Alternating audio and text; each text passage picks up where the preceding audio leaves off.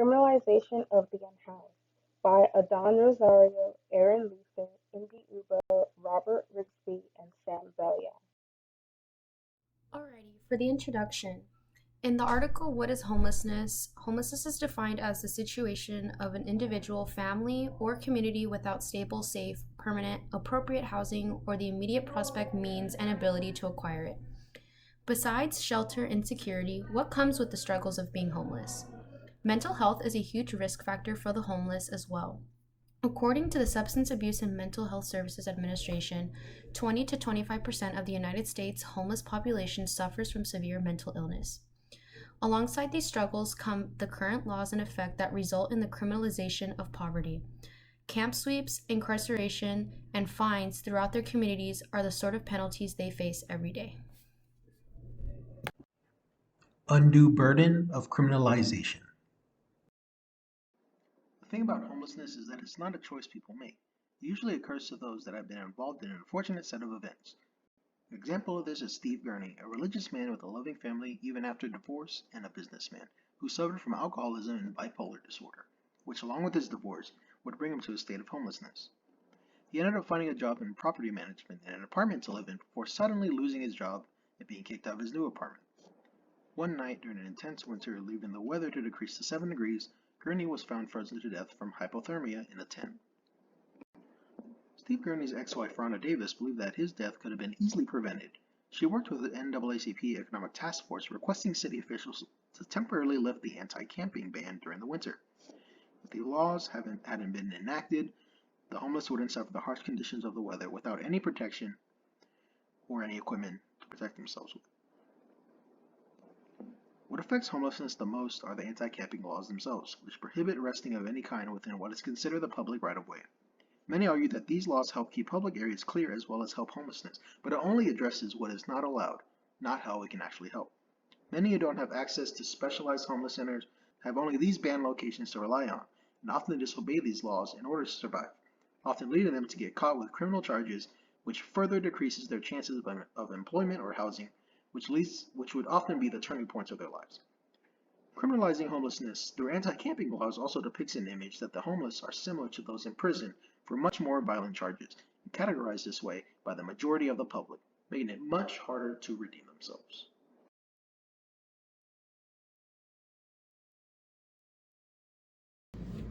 Dehumanizing the unhoused. Our government doesn't see all lives as equal. People's importance comes from the amount of money they have and how much they contribute to society and the economy.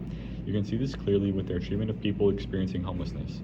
Anti-camping laws, anti-homeless architecture, and even non-consensual relocation of the homeless perfectly displays the roundabout way the government criminalizes homelessness. Public and low-income housing. The U.S. has an incredibly high demand for public and low-income housing and very little to offer. Plans like Section 8 or EHAP, an experimental program to test the concept of providing housing allowances to eligible families, were successful in the way that they supplied more affordable housing to those in need, but they also trapped those people in impoverished neighborhoods and often led to a cycle of poverty for that family or individual, and landlords often reject tenants with housing vouchers. On a grand scale, these plans failed, not because of the concept of public housing itself, but because of the lack of care and effort that went into its execution. There is an alarming lack of resources to help the unhoused recover, leaving 500,000 without housing, half of which are on the streets. Public housing receives roughly the same amount of money as it did in the 70s. The cost of living has increased by 13% in the last 10 years alone. My name is Indy, and I will be speaking about criminalization of the unhoused is detrimental to their rehabilitation. Incarceration is supposed to deter homelessness, but homelessness is not something you can turn off and on. With the rise in anti-homelessness policies and laws, homelessness is being criminalized. Studies suggest that criminalization only exacerbates the unhoused issue, stating it is also likely that people who have been incarcerated for crimes in the past are at greater risk of homelessness after they have completed their sentence.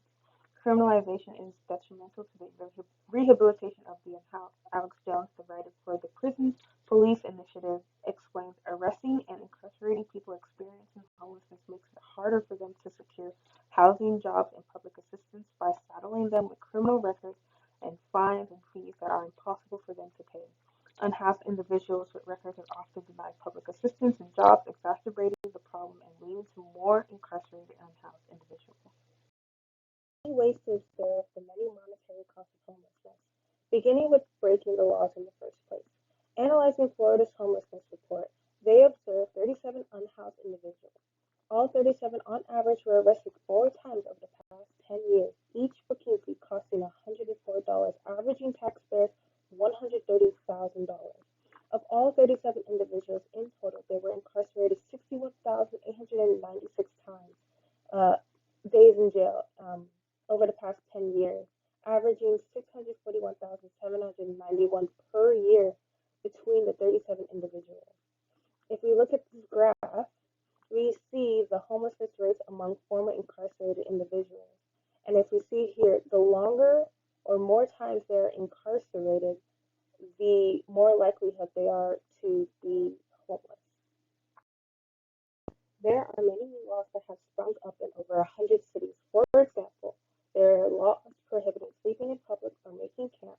The execution of these laws usually leads to camp sweeps and fines. This is detrimental because the unhoused could have their belongings taken, which can include the money they have gathered, food, clothes, and important items. Included fines can place them in an even more precarious situation and lead to an endless cycle of poverty.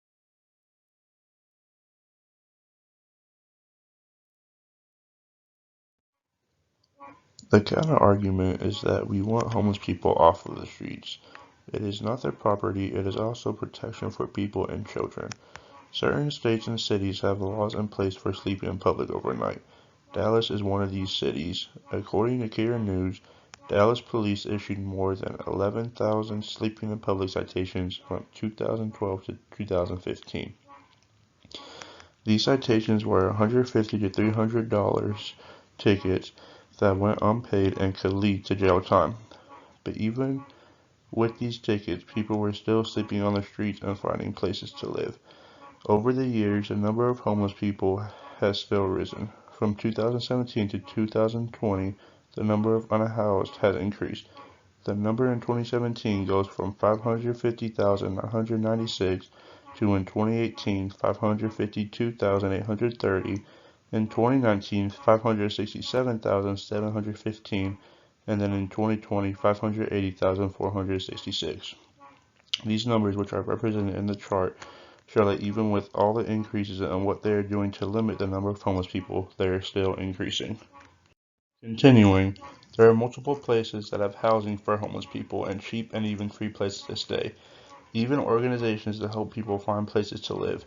Salvation Army is one of the leading organizations to which the unhoused can go. If they are looking for places to stay, there are also homeless shelters they can live and go stay at that do not cost anything. To know how much money exactly it would cost $20 billion to end homelessness in the United States, with $13,000 a person to permanently house them. Without that, there are still multiple types of shelters that can help.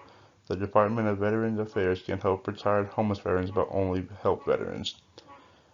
And then even if something is out of sight, that does not mean they do not exist. If you hide something, it is still there. This means that even if we arrest these homeless or make them leave areas, that does not get rid of them. They still exist. We have to fix the problem and not just move or displace it. In conclusion, homelessness should not be criminalized because it puts an undue burden on an already vulnerable population. Homelessness is not a crime on an individual, but on a society as a whole. Criminalization will be detrimental to the rehabilitation of the unhoused. Criminalization exacerbates already persistent problems. Government should invest the money they use for persecuting the homeless